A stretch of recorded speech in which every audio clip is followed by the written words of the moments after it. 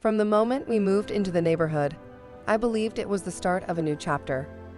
My husband and I had found our dream home, a place of hope after difficult times. I had no idea how drastically my life would change when I met him. Need a hand with that? David was unforgettable, with a confident smile that made my heart race. I smiled back, unaware that this was the moment my world would shift forever. As he helped me with the box, our hands brushed, igniting a spark neither of us could ignore. Our interactions started innocently enough. We were just neighbors. I saw him daily, exchanged waves, engaged in small talk. But beneath the surface, something more was brewing, waiting for the right moment to erupt. You know, you've been on my mind a lot lately. His words sent a jolt through me. My heart raced as I realized we were both entertaining the same thoughts.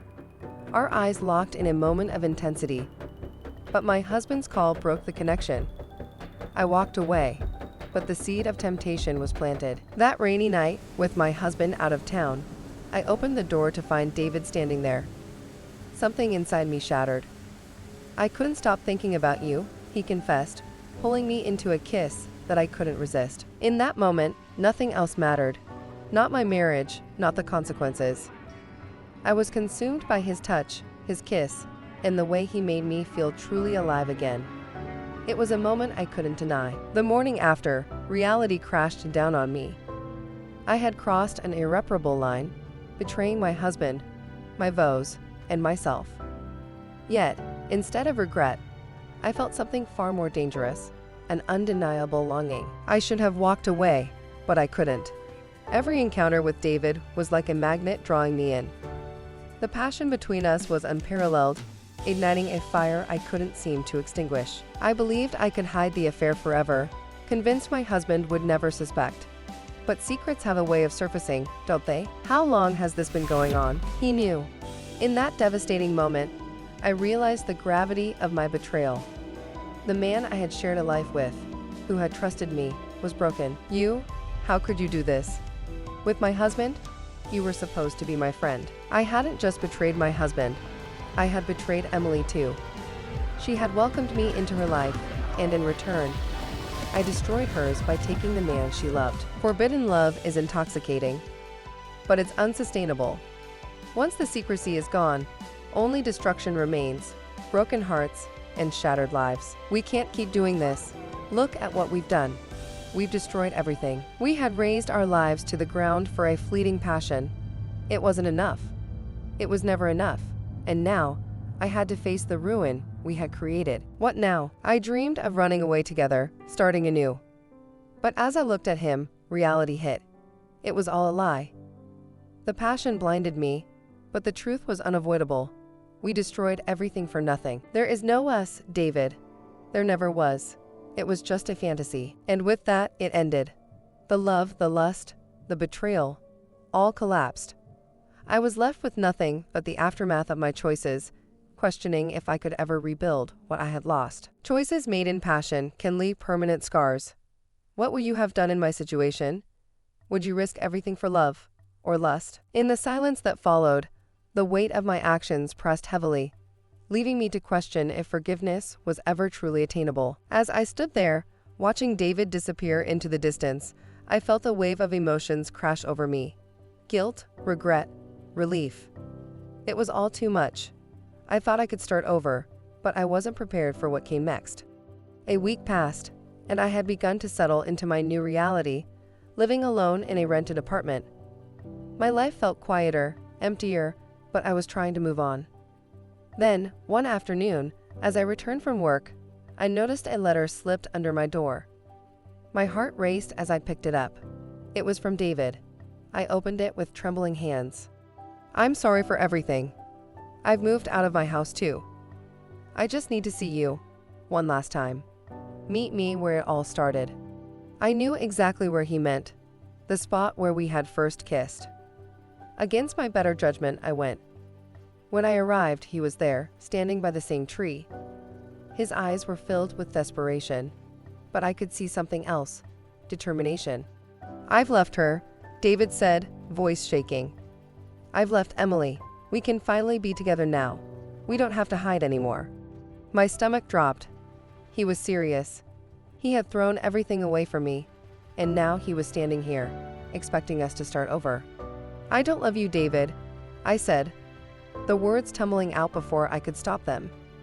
His face crumpled, but I had to say it. "I love the idea of you, the escape, but it was never real. We were living in a fantasy." David stepped closer, trying to take my hand, but I pulled away. He wasn't ready to hear what I had to say, and truthfully, I wasn't ready to face it either. "I've ruined my life for you," he said, his voice raw with pain. "I left my wife. I lost everything. For what?" "For nothing," I replied, my voice barely above a whisper. "We ruined our lives for nothing." David turned and walked away, for good this time. And as I stood there alone, I realized the full weight of what had happened.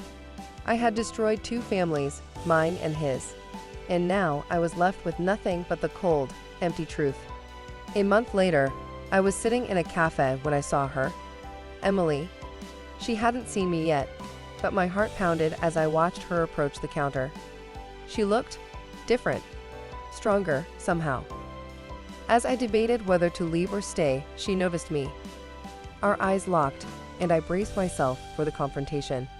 But instead of the anger or hatred I expected, Emily walked over to my table and sat down across from me.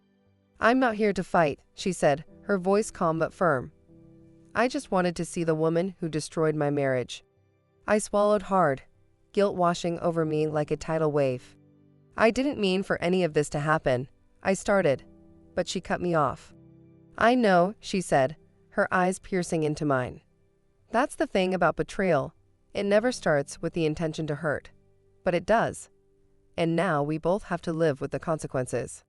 I wanted to say something, anything, that would make things right, but there were no words for what I had done. "You didn't just take my husband," Emily continued. "You took away my sense of trust, my belief in love. And now, I'm left picking up the pieces." I nodded, unable to meet her gaze any longer. She stood up, preparing to leave. "I hope you find peace," she said before walking out of the cafe, leaving me with a deep, gnawing emptiness. I realized then that I wasn't the only one suffering. Emily had lost just as much, if not more. A few more weeks passed, and I tried to put the pieces of my life back together.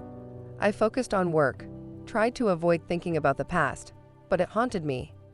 One evening, I got a call from my ex-husband. It was the first time I had heard his voice since our divorce was finalized. "I just wanted to say, I'm moving on," he said.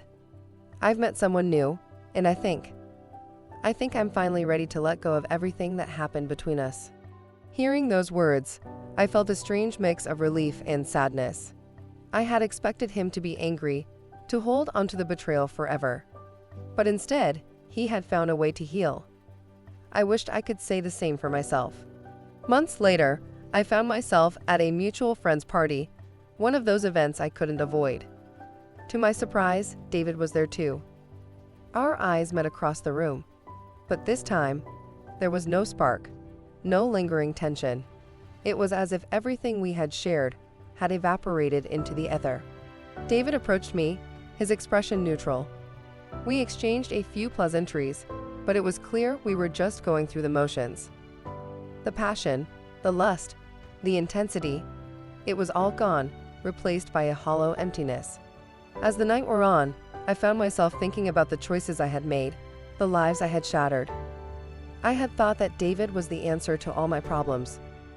But in reality, he had only made things worse. I had destroyed my marriage, hurt my husband, betrayed a friend, all for a fleeting moment of passion. And now, standing here in the middle of a crowded room, I realized that I was more alone than ever. The twist came months later when I discovered something that changed everything. Emily, David's ex-wife, had started dating my ex-husband. The betrayal, the irony of it all, hit me like a ton of bricks.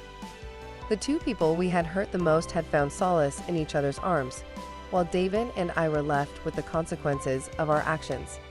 I couldn't believe it. The very people we had betrayed were now together, happy, moving on with their lives. It was as if the universe was mocking me, reminding me that karma had a way of coming full circle. And so, I stood there, watching from the sidelines as the people I had wronged found their own versions of happiness. David had disappeared from my life entirely, and I was left to rebuild what was left of mine. But the truth was, I would never be the same. The choices I had made, the lines I had crossed, they had changed me forever. As David turned away, I realized it was time to face my own healing journey to find peace within myself. Left alone with my thoughts, I began to understand that true healing starts from within, and it was time to forgive myself. Thank you for watching. Please like and subscribe for more.